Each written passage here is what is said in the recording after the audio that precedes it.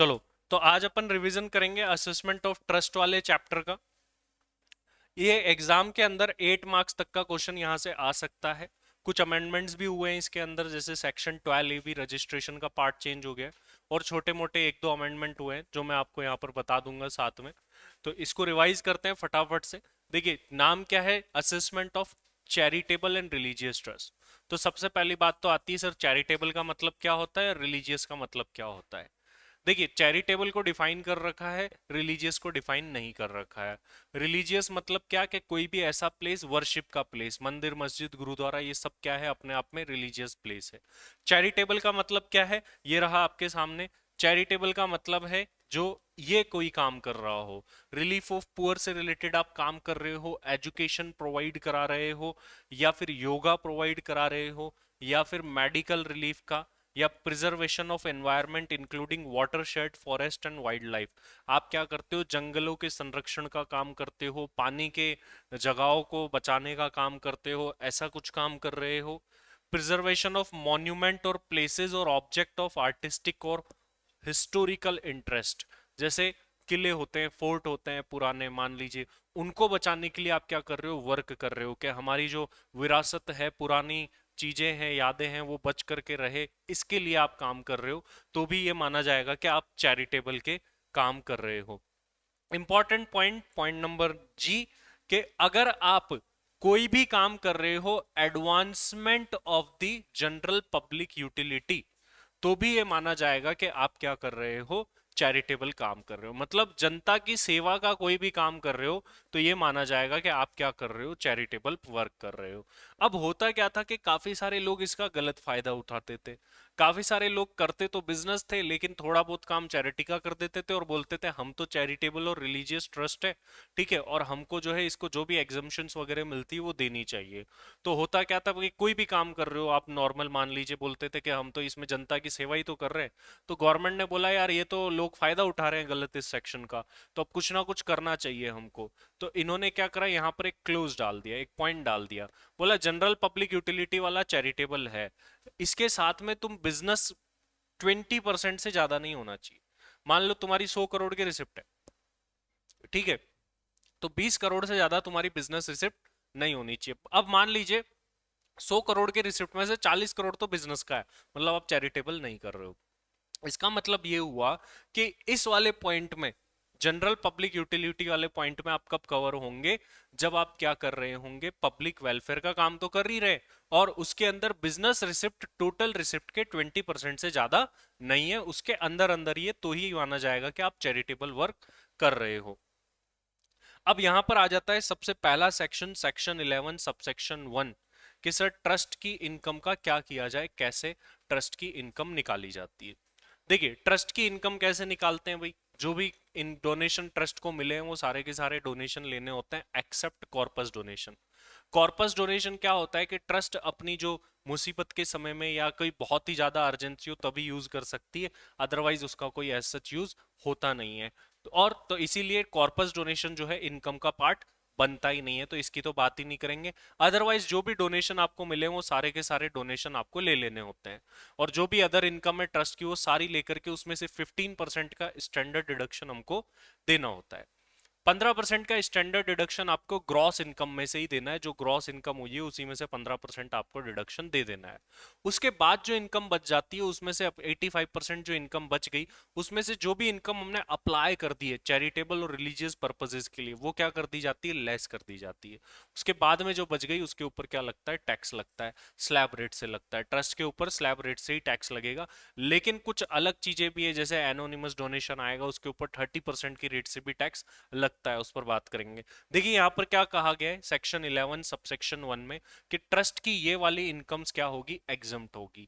पहला क्या बोला गया, कॉर्पस डोनेशन, ये पार्ट ही नहीं बनेगा, और 15% का तो क्या मिल जाता है आपको, डिडक्शन मिल जाता है।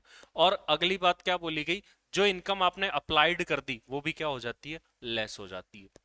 और अप्लाइड सर सारे नेचर की होगी, यस, चाहे रेवेन्यू नेचर का एप्लीकेशन करो या कैपिटल नेचर का, मतलब आपने कोई एसेट खरीदी है ट्रस्ट के लिए, रिलीजियस पर्पस या चैरिटेबल पर्पस के लिए, तो वो भी लेस कर सकते हो। मतलब आपका जो अप्लाइड खर्चा है वो रेवेन्यू भी हो सकता है, कैपिटल भी हो सकता है। लेकिन अगर आपने किसी असेट को खरीदा, कैपिटल असेट खरीदी, बिल्डिंग खरीदी मान लो 5 करोड़ की, आपने अप्लाइड इनकम में दिखा दिया, अब उस 5 करोड़ की बिल्डिंग पर आप डेप्रीशिएशन भी क्लेम करना चाह रहे हो तो ये पॉसिबल नहीं है। अगर आपने किसी कैपिटल असेट को यहाँ पर एज ए अप्लाइड लेस कर लिया है तो उस असेट के ऊपर आपको डेप्रीशिएशन का क्लेम नहीं मिलेगा। इस बात का ध्यान रखिए। देखिए यहाँ पर क्या कहा गया है कि कौन कौन सी चीजें एज अप्लाइड मान के लेस करी जा सकती है। होता क्या है कि जो भी ट्रस्ट की टोटल इनकम हुई है इंक्लूडिंग डोनेशन वो लेते हैं हम, उसमें से हम 15% का स्टैंडर्ड डिडक्शन दे देते हैं।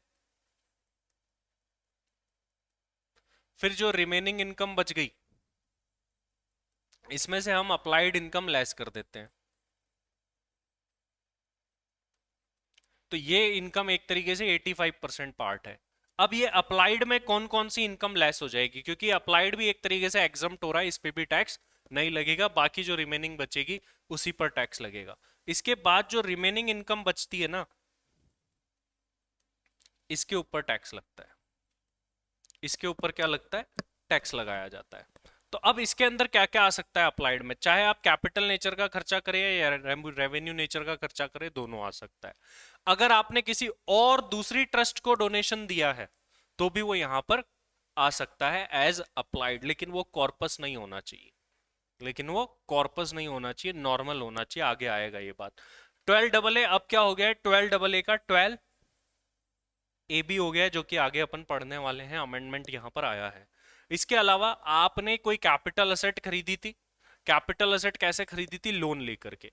अब आप उस लोन का रीपेमेंट कर रहे हो तो भी ये जो है एज ए अप्लाइड आप लेस कर सकते हो। मान लो 5 करोड़ की एसेट थी, 5 करोड़ का ही लोन था, 3 साल गुजर गए, 3 साल के बाद 2 करोड़ का लोन रह गया है, आपने 2 करोड़ पूरे पे कर दिए, तो 2 करोड़ आप क्या कर सकते हो? डिडक्ट कर सकते हो, जो पेमेंट आप कर रहे हो या फिर जो रेगुलर इंटरवल में जो भी आप पेमेंट करते हो तो भी आप डिडक्ट कर सकते हो एज अप्लाइड इनकम।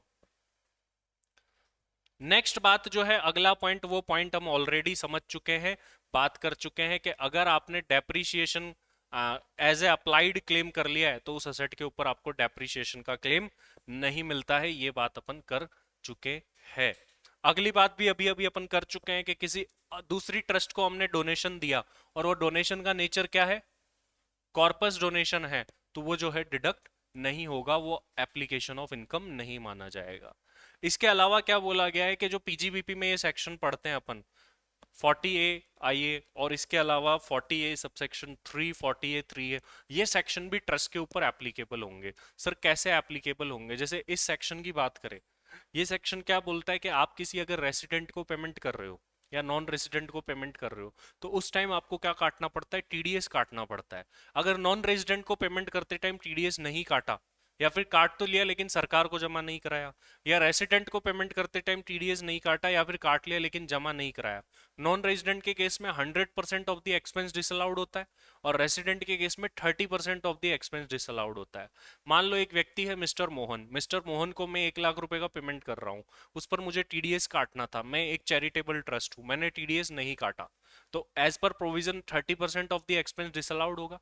तो मैं तो 1 लाख रुपए को एज अप्लाइड इनकम बताऊंगा, लेकिन 1 लाख अप्लाइड में नहीं बता पाऊंगा। कितना बता पाऊंगा? 70 बता पाऊंगा, 30 मेरे को अलाउड नहीं होगा। ऐसे ही 40A3 की बात करें तो क्या बोलता है? सिंगल डे में सिंगल पर्सन को सिंगल इनवॉइस के अगेंस्ट अगर 10,000 रुपीज से ज्यादा पेमेंट कैश में कर रहे हो तो वो खर्चा भी अलाउड नहीं होता। मैंने किसी को पेमेंट करा, 20,000 रुपए कैश में कर दिया और मैं बोल रहा हूँ एज अप्लाइड इनकम दिखाऊंगा, इसको नहीं दिखा सकता। कैश में 10,000 से ज्यादा पेमेंट नहीं कर सकते, इससे ज्यादा कर रहा है तो अदर देन कैश करिए, तभी एज अप्लाइड अलाउ होगा। तो वो सेक्शन का इफेक्ट भी यहां पर आता है, यही बात यहां पर बोली गई है। कौन सा थर्ड पॉइंट?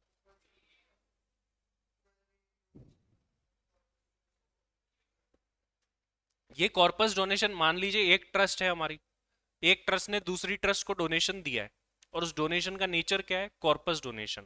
भाई ट्रस्ट ए ने बी को डोनेशन दिया, बी को क्या बोला? ये किस नेचर का डोनेशन होगा? कॉर्पस होगा।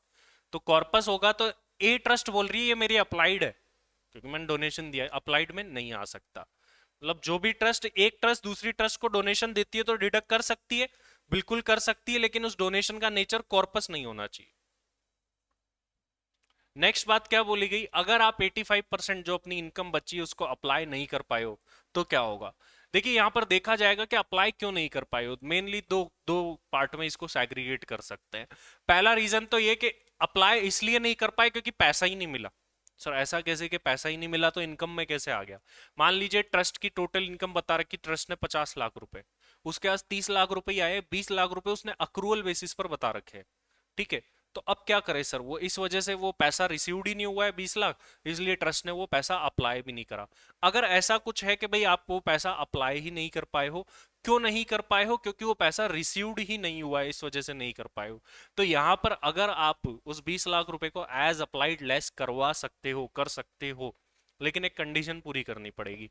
आपको असेसिंग ऑफिसर के पास में जाना पड़ेगा, उसको लिख करके देना पड़ेगा भैया कि ये पैसा अभी तो मेरे पास नहीं आया है, लेकिन जब भी आएगा उस ईयर में या उसके नेक्स्ट ईयर में मैं क्या कर दूंगा, इसको अप्लाई कर दूंगा। लेट से 21-22 के अंदर आपको 50 लाख मिले, जिसमें से 30 लाख तो रिसीव्ड हो चुके हैं, 20 लाख आपने अक्रूवल बेसिस पर ले लिए थे, इस वजह से 20 लाख अप्लाई हो ही नहीं पाए क्योंकि वो पैसा एक्चुअल में आया ही नहीं है। तो अब आपको इसको इसी साल में लेस करना है, डिडक्ट करना है एज अप्लाइड इनकम। तो उसको लिख करके देना पड़ेगा असेसिंग ऑफिसर को कि अभी तो मेरे पास ये पैसा नहीं आया, जब भी आएगा उस साल में या उसके अगले साल में इसको एज अप्लाइड में क्या कर दूंगा, लेस। लेट से आपको 24-25 में जाकर के पैसा रिसीव्ड होता है, तो 24-25 में और उसके नेक्स्ट 25-26 तक उस 20 लाख को आपको क्या कर देना है, अप्लाई। अगर सर मैंने 20 में से 10 ही करा तो क्या होगा, तो बाकी का 10 तुम्हारा उस साल में क्या हो जाएगा, टैक्सेबल हो जाएगा जाकर के। ये बात यहां पर बोली गई। अगर ये कारण नहीं है, कोई दूसरा कारण है कि आपको मान लीजिए मार्च में बहुत सारा डोनेशन एक साथ मिल गया, ऐसा कोई कारण है आपका, या फिर कोई और अदर कारण रहा हो, इस वजह से अप्लाई नहीं, मतलब पैसा वगैरह भी आ गया है फिर भी अप्लाई नहीं कर पाए हो, कोई कारण हो सकता है जेन्युइन, तो असेसिंग ऑफिसर को लिख करके देना पड़ेगा और इस पैसे को आपको नेक्स्ट ईयर के अंदर ही क्या करना पड़ेगा, अप्लाई। इसमें ऐसा नहीं कि जब रिसीव्ड हो तब कर देना, ये पैसा रिसीव्ड हो चुका है फिर भी अप्लाई नहीं हुआ, क्या कारण हो सकता है। मान लो 31 मार्च को डोनेशन दे गया तुमको कोई बहुत सारा, अब अप्लाई कैसे करोगे, आखिरी दिन ही बचा। तो बोला कोई बात नहीं, हमको लिख करके दो और अगले साल में इसको क्या कर देना, अप्लाई कर देना। इसमें तो क्या है, रिसिप्ट वाले साल और उसके अगले साल में, इसमें क्या है, अगले साल में ही करना है।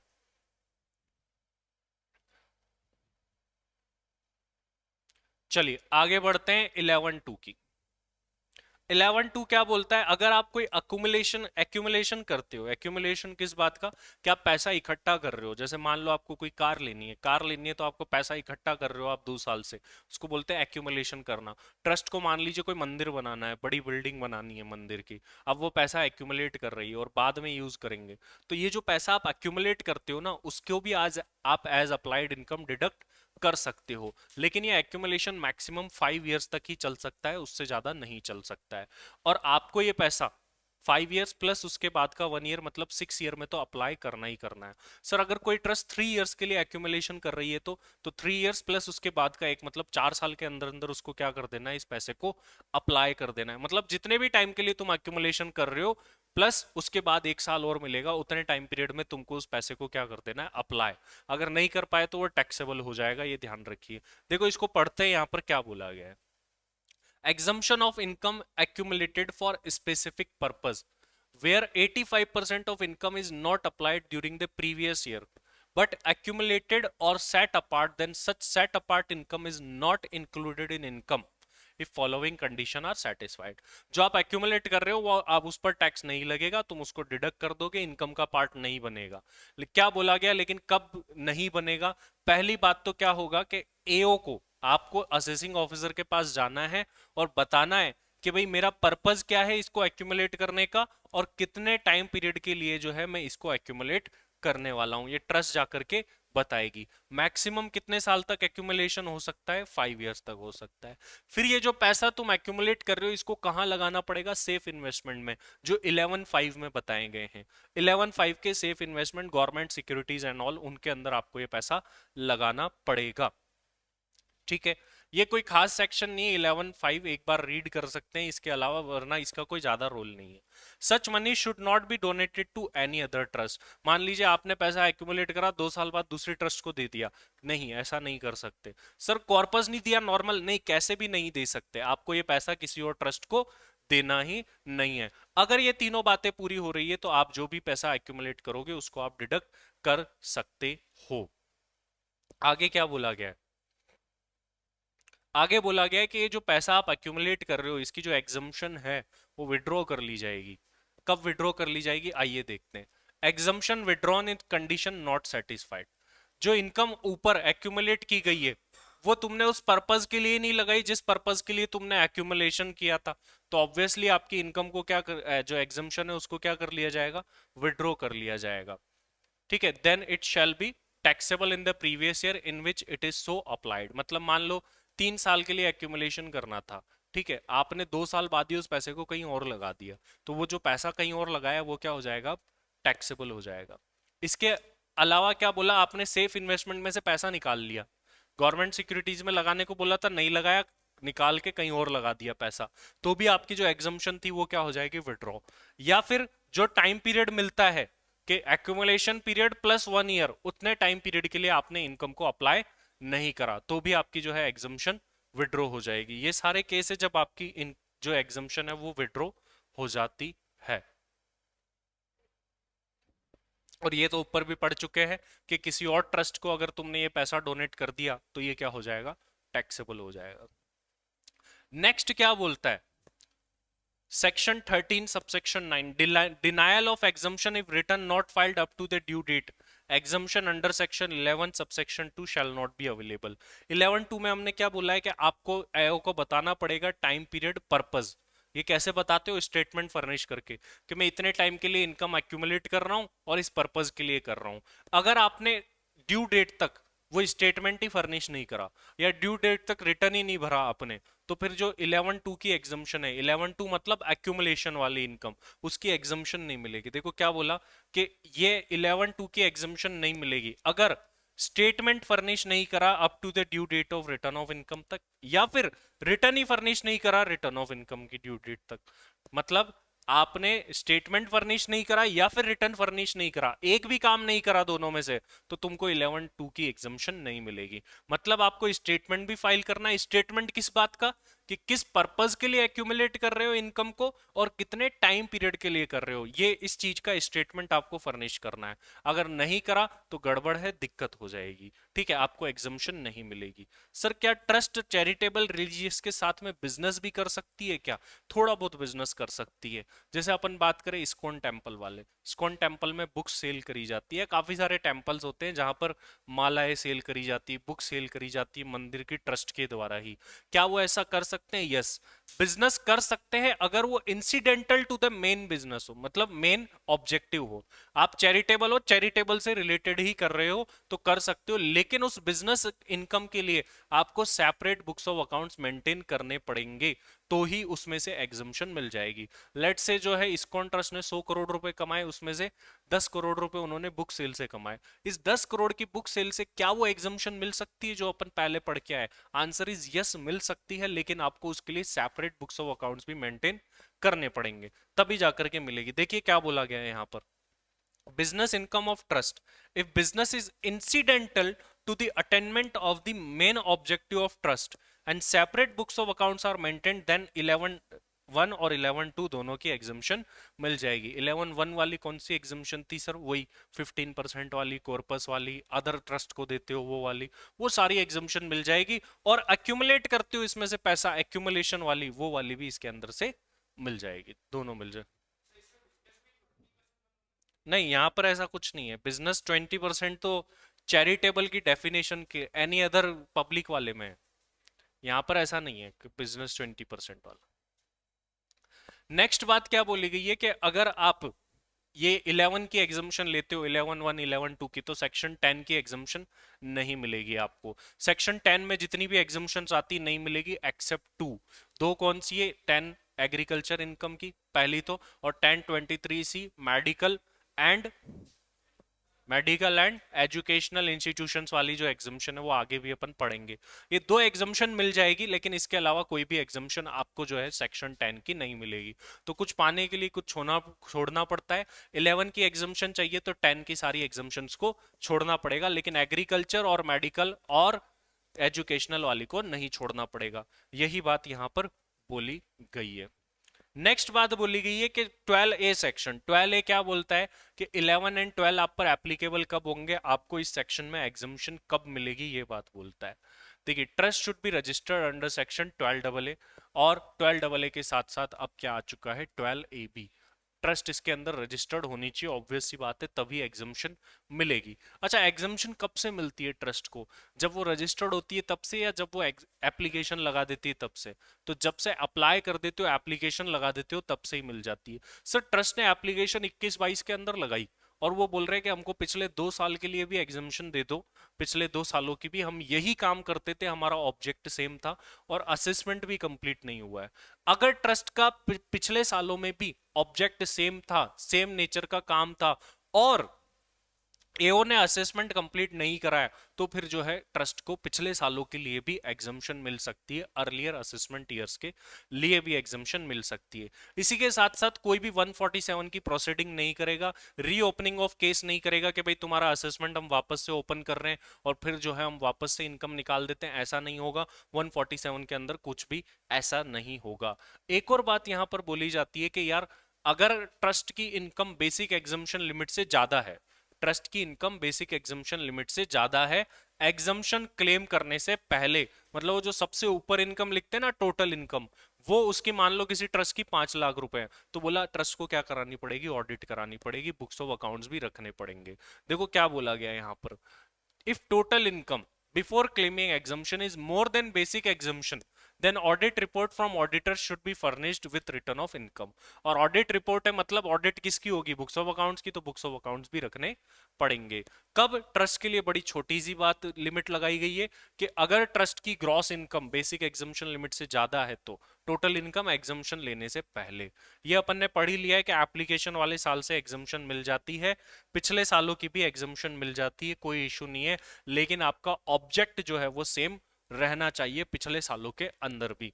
और 147 में कुछ भी नहीं होगा, मतलब तुम्हारा रीअसेसमेंट नहीं होगा, रीओपनिंग ऑफ केस यहां पर नहीं होगा।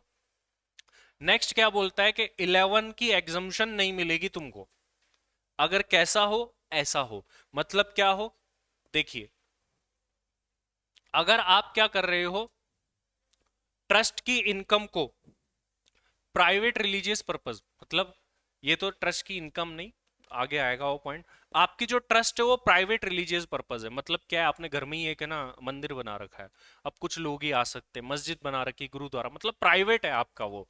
तो अगर ऐसा कुछ प्राइवेट आपने रिलीजियस या चैरिटेबल कुछ कर रखा है, तो फिर आपको 11 की एग्जम्पशन जो है वो नहीं मिलेगी, पहली बात ये बोली गई।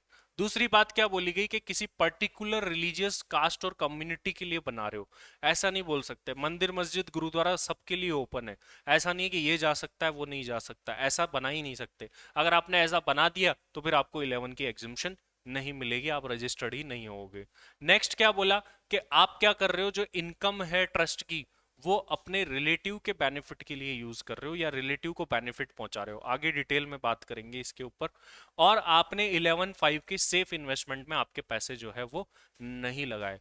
अगर ऐसा कुछ भी हो जाता है, प्राइवेट रिलीजियस पर्पस है, या फिर पर्टिकुलर कास्ट और कम्युनिटी के लिए है, या फिर स्पेसिफिक पर्सन के बेनिफिट के लिए है, या सेफ इन्वेस्टमेंट में नहीं लगाया, इनमें से कुछ भी हो गया, तो ट्रस्ट पर जो है एमएमआर से टैक्स लग जाएगा। एमएमआर मतलब सर क्या, 42.744% की रेट से जो है टैक्स लग जाएगा। एमएमआर बनती कैसे है ये भी अपन ने देखा था, ठीक है, रेगुलर क्लास में। एमएमआर से टैक्स और लगेगा। अब अपन ने ऊपर बात पढ़ी थी एक कि अगर स्पेसिफाइड पर्सन को फायदा पहुंचाते हो तो आपको एग्जम्पशन नहीं मिलेगी। स्पेसिफाइड पर्सन कौन, रिलेटिव्स आपके, और वो रिलेटिव्स आखिर कौन कौन है जिनको फायदा पहुंचाने पर आपके ऊपर क्या लग जाएगी, एमएमआर, एग्जम्पशन भी नहीं और एमएमआर भी। पहला क्या बोला, आप ट्रस्ट का यूज किस लिए कर रहे हो, ऑथर या फाउंडर को फायदा पहुंचाने के लिए आप ट्रस्ट की असेट का या पैसे का यूज कर रहे हो, तो फिर ये माना जाएगा कि आप स्पेसिफाइड पर्सन को फायदा पहुंचा रहे हो, एग्जम्पशन भी ले लेंगे और एमएमआर से टैक्स भी लगा देंगे। इसके अलावा क्या बोला गया, कौन सा पर्सन आपका रिलेटिव या स्पेसिफाइड पर्सन माना जाएगा, जिसने ट्रस्ट को 50,000 रुपए से ज्यादा का डोनेशन दिया है, इसको सब्सटेंशियल डोनर बोला जाता है जनरली। तो इस केस में भी जो है, अगर आप इसको फायदा पहुंचाते हो, गलत करते हो तो ये आपका रिलेटिव माना जाएगा। अब इस रिलेटिव को कोई भी फायदा पहुंचाया आपने, गलत, तो फिर उस केस में क्या हो जाएगा, आपकी एग्जम्पशन विड्रॉ और एमएमआर से टैक्स और लग जाएगा। Where the founder donor is HUF, member of HUF, अगर मान लो कोई फाउंडर या डोनर कोई इंडिविजुअल नहीं है, एचयूएफ है, तो एचयूएफ को कोई फायदा पहुंचा रहे हो या एचयूएफ के किसी मेंबर को फायदा पहुंचा रहे हो, तो भी ये माना जाएगा कि रिलेटिव को। ट्रस्टी और मैनेजर जो होते हैं ट्रस्ट के, वो भी सारे के सारे क्या माने जाएंगे, ट्रस्ट के रिलेटिव माने जाएंगे, स्पेसिफाइड पर्सन में कवर होंगे। अगर इनको फायदा पहुंचा रही है ट्रस्ट, तो भी ये माना जाएगा कि ट्रस्ट गलत कर रही है और एमएमआर से टैक्स लगा देंगे। रिलेटिव, इन लोगों के रिलेटिव, फाउंडर का, डोनर का, मेंबर का, ट्रस्टी का और मैनेजर का, ये सब तो खुद रिलेटिव है ही, और इनके जो रिलेटिव है वो भी क्या है, ट्रस्ट के रिलेटिव है, मतलब गलत होगा इनको फायदा पहुंचाना। सर अब मान लो कोई फाउंडर है या डोनर है, आप बोल रहे हो उनके भी रिलेटिव ट्रस्ट के रिलेटिव, उनके कौन कौन से रिलेटिव ट्रस्ट के रिलेटिव है, एक दूर के चाचा है उनके, वो रिलेटिव है क्या? देखो, जो 56(2)(10) में दिया हुआ है अदर सोर्स में, जो रिलेटिव अदर सोर्स में है ना, वही सारे के सारे रिलेटिव यहां आएंगे। मतलब मेंबर है कोई, मेंबर के कौन से वाले रिलेटिव, 56(2)(10) वाले रिलेटिव, उसमें कौन कौन आता है, उसमें अपन एक ट्री पढ़ते हैं। ट्री में क्या पढ़ते हैं, देखो असेसी खुद आता है, स्पाउस आती है, असेसी के ब्रदर सिस्टर आते हैं, स्पाउस के भी ब्रदर सिस्टर आते हैं, ठीक है। असेसी के मदर फादर आते हैं, स्पाउस के भी मदर फादर आते हैं, असेसी के मदर फादर के भी ब्रदर सिस्टर आते हैं, लेकिन सास ससुर के ब्रदर सिस्टर नहीं आते। फिर जो माता पिता है असेसी के, उनसे बड़े कौन होते हैं, ग्रैंडफादर ग्रैंडमदर, वो भी रिलेटिव में आते हैं, ठीक है। और इधर से सास ससुर के भी माता पिता जो है वो भी रिलेटिव के अंदर आते हैं। मतलब सब सेम है, लेकिन सास ससुर के भाई बहन रिलेटिव में नहीं आते, इधर से खुद के माता पिता के जो भाई बहन होते हैं वो रिलेटिव में आते हैं। ये तो बात हो गई बड़ों की। छोटों की बात करें तो क्या होगा, खुद के चिल्ड्रंस जो होते हैं वो भी जो है रिलेटिव ही आपके माने जाएंगे, और बच्चों के बच्चे हो गए तो भी वो भी रिलेटिव के अंदर माने जाएंगे। और ऊपर जो भी लोग आए उन सबके स्पाउस भी क्या माने जाएंगे, रिलेटिव। मान लो आप बात करो माता पिता के भाई बहन, ठीक है, आपके पापा के भाई है चाचा, उनकी शादी हो गई, चाची आ गई, तो चाची भी क्या होगी, रिलेटिव ही मानी जाएगी, ठीक है। तो वो सारे के सारे लोग जो है यहाँ पर रिलेटिव माने जाएंगे जो अदर सोर्स में होते हैं। अदर सोर्स में डिटेल में भी इस बात को पढ़ेंगे। नेक्स्ट क्या बोला, any concern in which any of the above person has substantial interest. हुआ क्या कि ट्रस्टी को डायरेक्ट बेनिफिट नहीं पहुंचाया जा रहा, लेकिन ट्रस्टी की एक कंपनी है, उसको बेनिफिट पहुंचाया जा रहा है, तो एक तरीके से घुमा फिरा के उसी को है। सब्सटेंशियल इंटरेस्ट जनरली 20% या उससे ज्यादा की वोटिंग पावर या प्रॉफिट शेयरिंग होती है, वहां पर आता है। रिलेटिव कौन कौन से आएंगे, वही जो 56(2)(10) के अंदर आते हैं, वही सेम सारे रिलेटिव आएंगे। अब क्या बोला गया, देखिए ध्यान से समझिएगा। Educational and medical facility to specified person.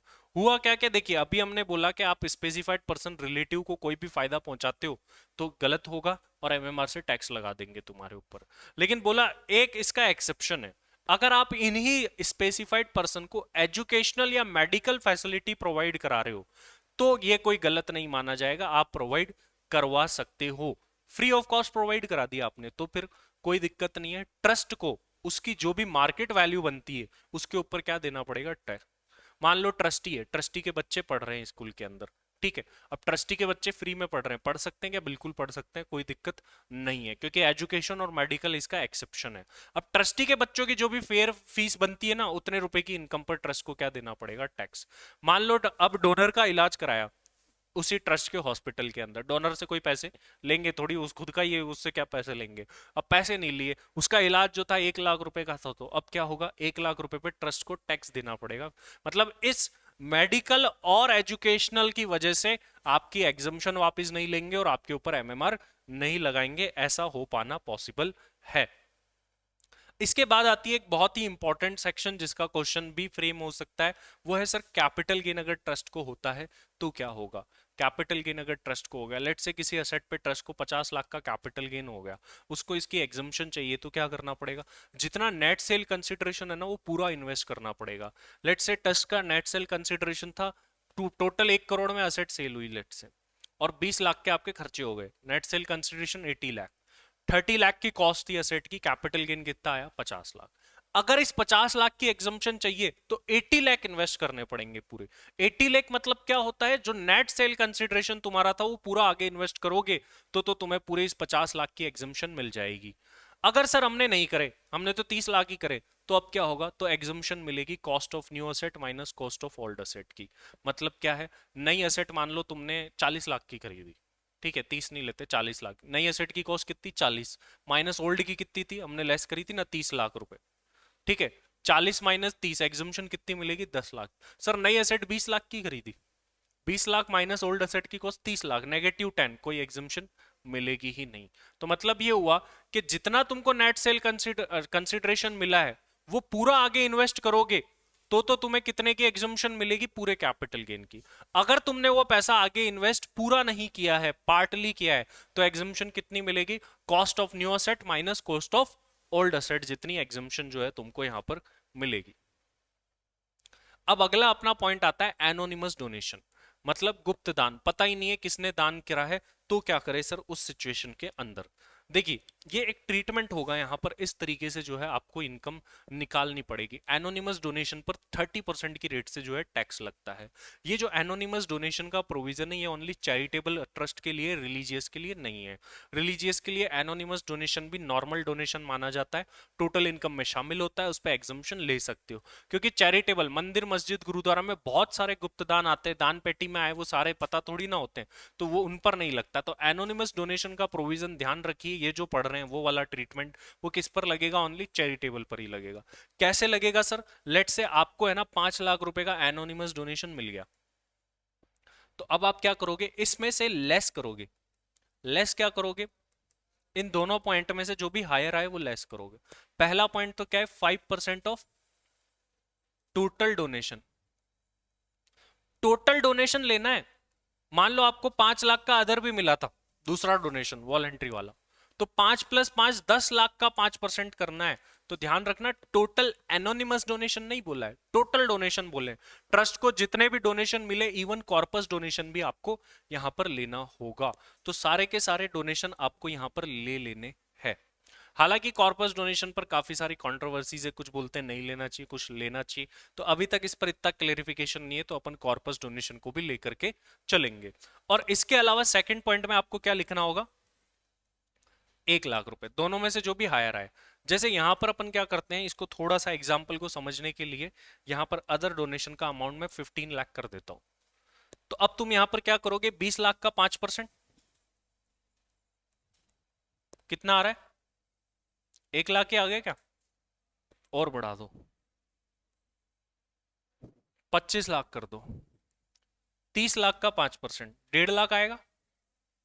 ठीक है, तो 1.5 लाख और 1 lakh whichever is higher, 5 lakh में से कितना लेस हो जाएगा, बचा कितना, ये 3.5 लाख जो बचा, इस पर तो किस रेट से टैक्स देना पड़ेगा, 30। सर वो 1.5 लाख एग्जम्पशन है क्या, एग्जम्पशन नहीं है वो कोई, बस वो लेस होता है। तो ये 1.5 का क्या होगा, ये 1.5 नॉर्मल इनकम में जाके जुड़ेगा और वहां पर भी आपको इसको जोड़ना पड़ेगा। नॉर्मल इनकम कितनी होगी, ये जो इसकी 25 लाख अदर इनकम है ना नॉर्मल, तो अपन टोटल इनकम लेते ग्रॉस, तो ग्रॉस में 25 प्लस ये 1.5 लाख रुपए भी जुड़ेंगे। मतलब यहां जो लेस होता है इसका मतलब ये नहीं है कि वो एग्जम्प्ट होता है, जो यहां लेस होता है वो नॉर्मल इनकम में जाकर के शामिल हो जाता है, और बाकी जो बच जाता है उसके ऊपर 30% की रेट से टैक्स लग जाता है। ठीक है सर, ये पढ़ लिया, ये समझ लिया। हाँ, ये अगला पॉइंट जो अभी अभी बता चुका हूं, होली रिलीजियस ट्रस्ट को अगर एनोनिमस डोनेशन मिलता है तो उसके लिए क्या होगा, एग्जम्प्ट होगा। सर कोई रिलीजियस भी और चैरिटेबल भी है तो क्या होगा,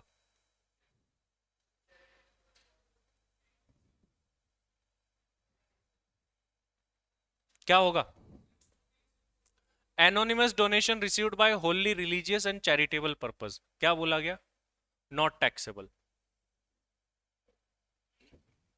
लेकिन इसके अंदर एक बात है, क्या बोला गया, if it is made with specific direction that such donation should be use for educational institution या मेडिकल इंस्टीट्यूशन या hospital run by such trust, तो क्या होगा, तो फिर टैक्सेबल हो जाएगा। मतलब बात समझो, चैरिटेबल ट्रस्ट है ओनली, उसको एनोनिमस डोनेशन मिलता है, तो ऊपर जो ट्रीटमेंट पढ़ के आए वैसा करना है। अगर कोई ओनली रिलीजियस है तो एग्जम्प्ट है, कुछ करना ही नहीं। सर कोई चैरिटेबल भी है और रिलीजियस भी है होली, तो भी एग्जम्प्ट है।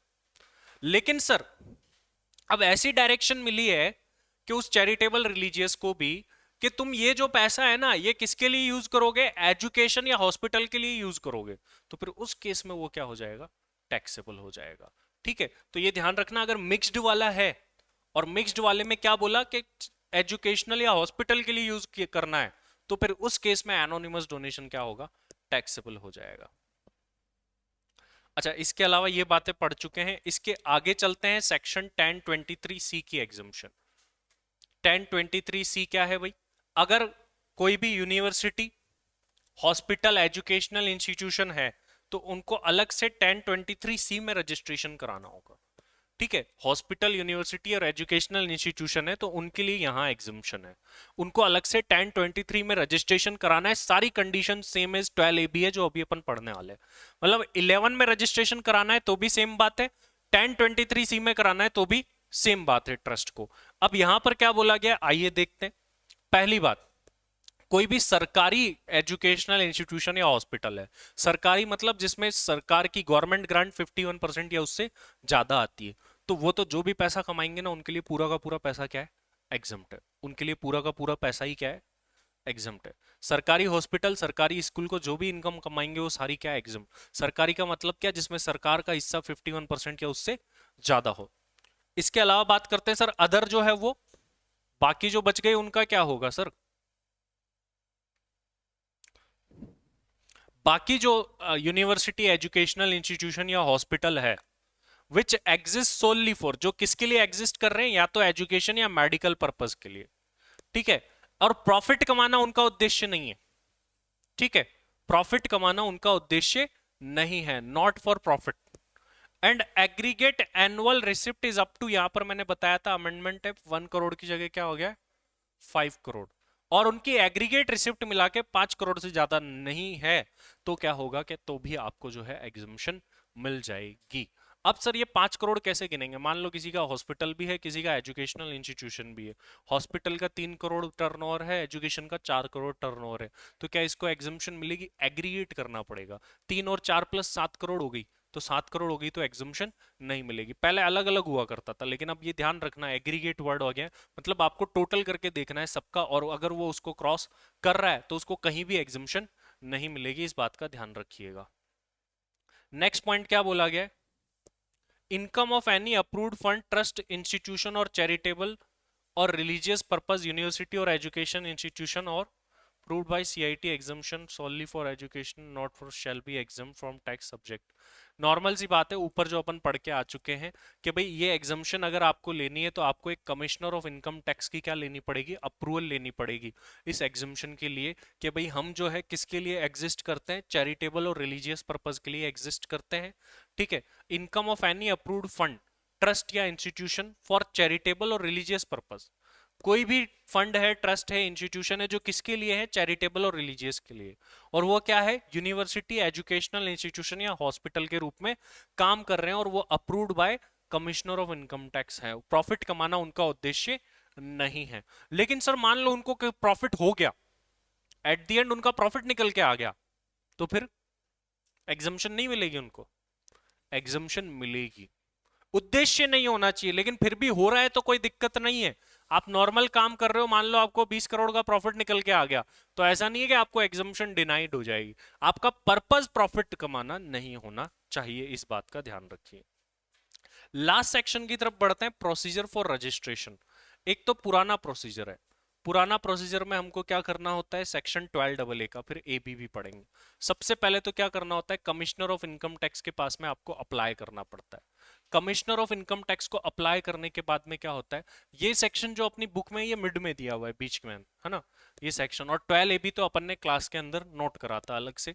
तो क्या है, कमिश्नर ऑफ इनकम टैक्स के पास तुम अप्लाई करोगे, वो चेक करेगा, किस बात को चेक करेगा, कि तुम्हारे जेन्युइननेस है कि नहीं एक्टिविटी की। ठीक है, जेन्युइननेस है कि नहीं, कि तुम सारे लॉ को कंप्लाई कर रहे हो कि नहीं कर रहे हो, ट्रस्ट एक्ट में रजिस्टर्ड हो कि नहीं हो, जीएसटी में रजिस्टर्ड हो कि नहीं हो, इनकम टैक्स को फॉलो कर रहे हो। अगर उसको लगता है कि तुम सब कुछ फॉलो कर रहे हो और सब कुछ ठीक है, तो फिर ट्रस्ट को क्या देगा, वो रजिस्ट्रेशन देगा। तो सबसे पहले तो आपको कमिश्नर ऑफ इनकम टैक्स के पास एप्लीकेशन लगानी है, वो खुद को सेटिस्फाई करेगा, वो चेक करेगा कि आप सारे के सारे एक्ट को, लॉ को फॉलो करते हो, नहीं करते हो, कंप्लाई करते हो या नहीं करते हो। अब इसके बाद में क्या होगा कि वो आपको रिटर्न में ऑर्डर पास करके देगा, या तो रजिस्टर करने का या फिर रिफ्यूज करने का। अगर आपका रजिस्ट्रेशन जनरेट हो गया है, where registration is granted, but after that आपको रजिस्ट्रेशन सर्टिफिकेट देने के बाद अगर कमिश्नर को लगता है, क्या लगता है, कि यार तुम्हारी एक्टिविटी जेन्युइन नहीं है, गलत एक्टिविटीज है, ठीक है, गलती से दे दिया तुमको, या फिर जो तुम्हारा ऑब्जेक्ट था वैसा काम तुम नहीं कर रहे हो, या फिर ट्रस्ट और institution has not complied with the requirement of any other law.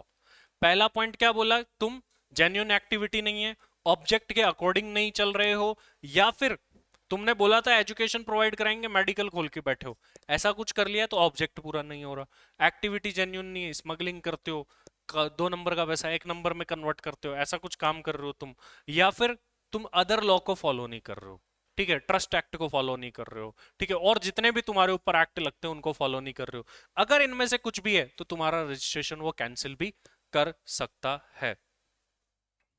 ये ऑर्डर कितने टाइम में मिलेगा कि तुम्हारा रजिस्ट्रेशन हुआ कि या नहीं हुआ, तो 6 महीने के अंदर अंदर। कहां से 6 महीने गिने जाएंगे, जिस महीने में एप्लीकेशन लगाई थी उसके एंड होने के बाद के 6 महीने के अंदर अंदर आपको ये मिल जाएगा। अगर तब भी नहीं आता है तो trust deemed to be registered मान ली जाएगी, ठीक है, कि हमको तो रजिस्ट्रेशन मिल चुका है। Where a trust has been granted registration 12 and subsequently it has adopted और अंडरटेकन मॉडिफिकेशन कर देती है ऑब्जेक्ट वगैरह में, तो ट्रस्ट को कितने दिन का टाइम मिलता है भाई, 30 दिन का। 30 दिन के अंदर अंदर बता दो कि हमने हमारा ऑब्जेक्ट में थोड़ा मॉडिफिकेशन करा है, पहले हम एजुकेशन के लिए थे, अब हम एजुकेशन मेडिकल दोनों के लिए, तो ये आपने जो भी चेंज करा है 30 दिन में इसकी जानकारी देनी होगी। आइए एक नए सेक्शन की तरफ चलते हैं जो कि काफी ज्यादा इंपॉर्टेंट है, 12AB। 12AB के अंदर रजिस्ट्रेशन के बारे में क्या बताया गया है, आइए देखते हैं। सारी की सारी प्रोसेस जो है वो इलेक्ट्रॉनिक होने वाली है, और आपको इसके अंदर रजिस्ट्रेशन मिल जाएगा। रजिस्ट्रेशन कैसे क्या मिलेगा वो सारी बातें अपन यहाँ पर करने वाले हैं 12AB के अंदर। देखिए इसके अंदर अलग अलग पार्ट है, सीरियल नंबर, कैटेगरी, किस टाइप की ट्रस्ट है, टाइम लिमिट फॉर एप्लीकेशन, आपको कितने टाइम पीरियड में एप्लीकेशन लगा देनी है, ठीक है, ये वेदर द प्रिंसिपल कमिश्नर और commissioner of income tax make enquiries, क्या ट्रस्ट से एनक्वायरी की जाएगी या नहीं की जाएगी, मतलब जब आप रजिस्ट्रेशन के लिए अप्लाई करोगे तब कमिश्नर एनक्वायरी करेगा या नहीं करेगा। Time limit for passing order, कितने टाइम पीरियड में आपका रजिस्ट्रेशन और रिफ्यूजिंग का ऑर्डर आ जाएगा, ये कैटेगरी। और period for which registration to be granted, कितने टाइम पीरियड के लिए तुम्हारा रजिस्ट्रेशन वैलिड रहेगा। इसके अंदर देखिए क्या क्या पॉइंट निकल के आते हैं। पहला देखिए, पहला क्या बोला गया, जो ट्रस्ट ऑलरेडी सेक्शन 12AA में रजिस्टर्ड है उनको ये सेक्शन आने के 3 महीने के अंदर अंदर क्या करना पड़ेगा, रजिस्टर्ड करना पड़ेगा 12AB के अंदर। अब 3 महीने कहां से गिने जाएंगे, 1 अप्रैल से, अप्रैल मई जून, 30 जून के अंदर तक उनको क्या करना पड़ेगा, जो 12AA में रजिस्टर्ड थी उनको 12AB में रजिस्टर करने के लिए अप्लाई करना पड़ेगा। क्या सर उनसे कोई डॉक्यूमेंट मांगे जाएंगे, उनसे कोई भी डॉक्यूमेंट वगैरह नहीं मांगा जाएगा। कितने टाइम पीरियड में उनको रजिस्ट्रेशन दे देंगे, 3 महीने के अंदर अंदर। कहां से 3 महीने, जहां से जिस महीने में एप्लीकेशन लगाई उसके एंड होने के 3 महीने के अंदर अंदर। रजिस्ट्रेशन कितने साल के लिए दिया जाएगा उनको, 5 साल के लिए दिया जाएगा। तो ये ऐसी ट्रस्ट जो कि ऑलरेडी 12AA में रजिस्टर्ड थी उनको माइग्रेट करना पड़ेगा 12AB के अंदर, ये बात बताई गई। इसके बाद में देखिए क्या बताया गया,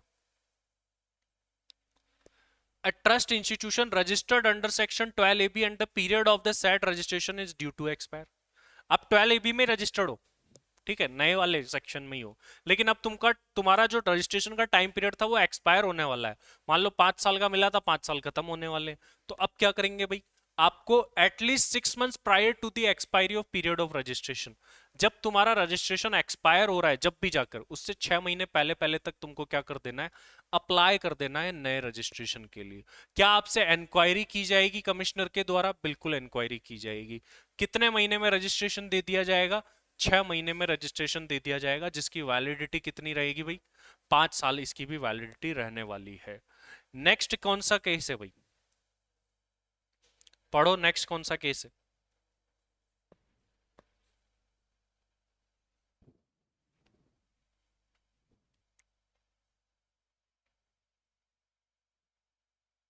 मतलब क्या है, देखो आगे अपन चल के अभी देखेंगे कि प्रोविजनल रजिस्ट्रेशन भी आपको दिया जाता है। तो ये उन्हीं लोगों के लिए क्या बोला गया, trust institution provisionally registered under section 12AB, it means those cases to which registration have been provisionally granted as per serial number 6, जो आगे आने वाला है। तो इनको क्या करना पड़ेगा, देखो प्रोविजनल रजिस्ट्रेशन ग्रांट कर देते हैं कि हाँ भाई अभी तो ठीक है, प्रोविजनली दे रहे हैं रजिस्ट्रेशन, और फिर उसके बाद में तुमको फाइनल, प्रोविजनली मैक्सिमम 3 साल तक दिया जाता है प्रोविजनल रजिस्ट्रेशन।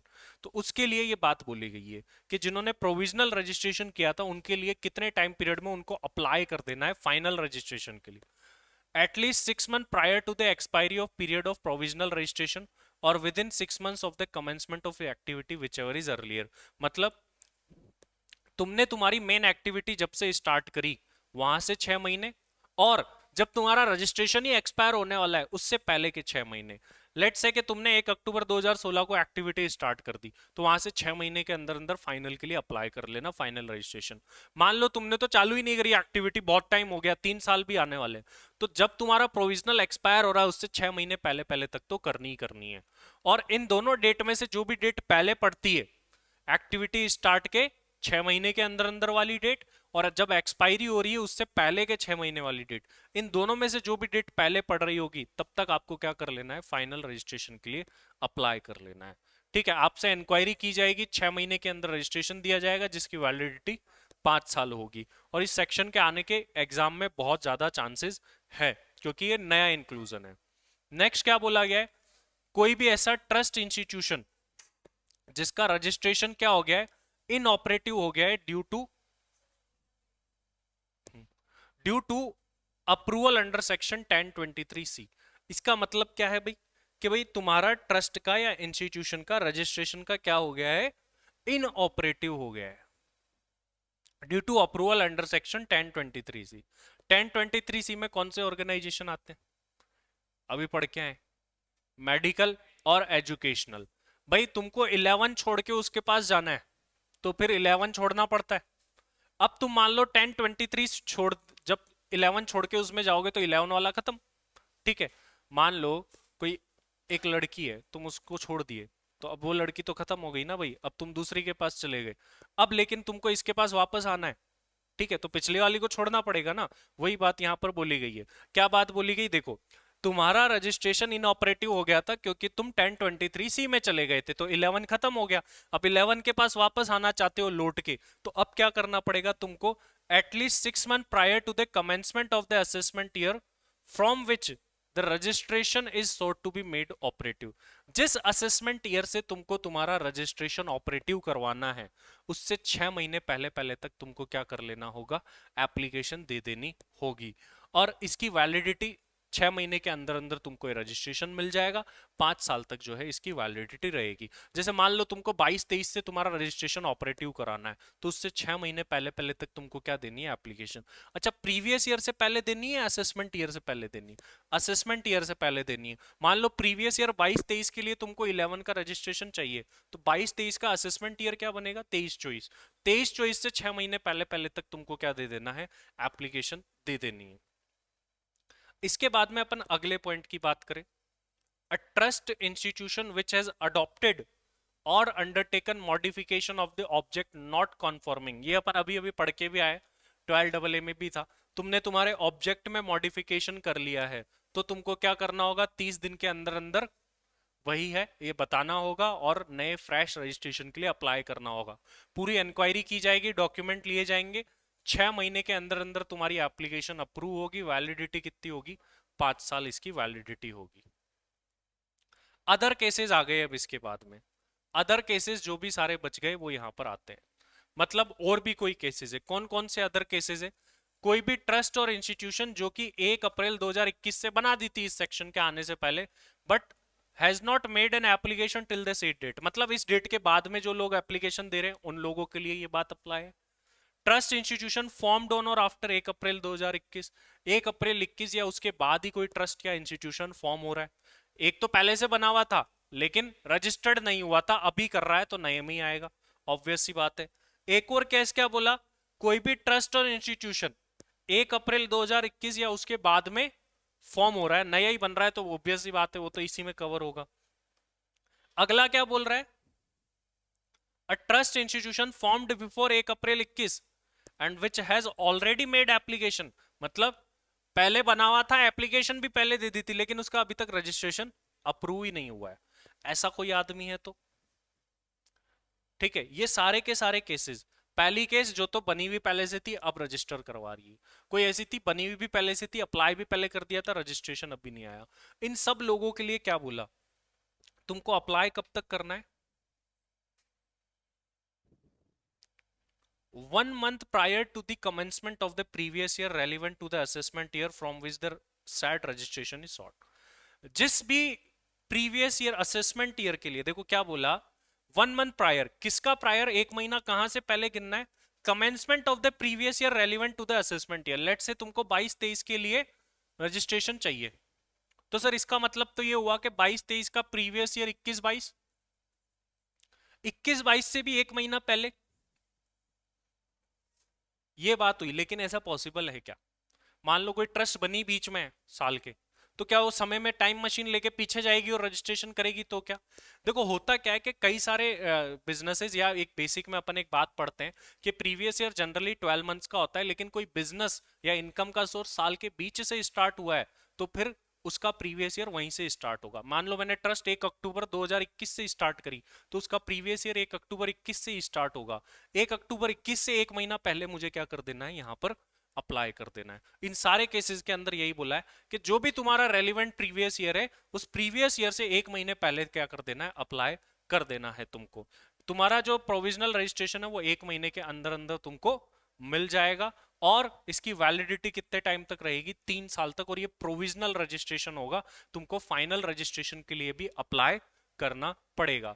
फाइनल रजिस्ट्रेशन के लिए अप्लाई कैसे करोगे, एक टाइम लिमिट पड़ी थी कि जब भी तुम तुम्हारी एक्टिविटी चालू कर रहे हो वहां से 6 महीने, या जब भी ये 3 साल एक्सपायर हो रहे हो उससे जो पहले जो 6 महीने वाली डेट है, विच एवर इज अर्लियर, वहां से करना है। अच्छा सर 5 साल का रजिस्ट्रेशन मिलता है एक टाइम पे, तो ये 5 साल में ये 3 साल इंक्लूड होंगे क्या, बिल्कुल ये इंक्लूड माने जाएंगे।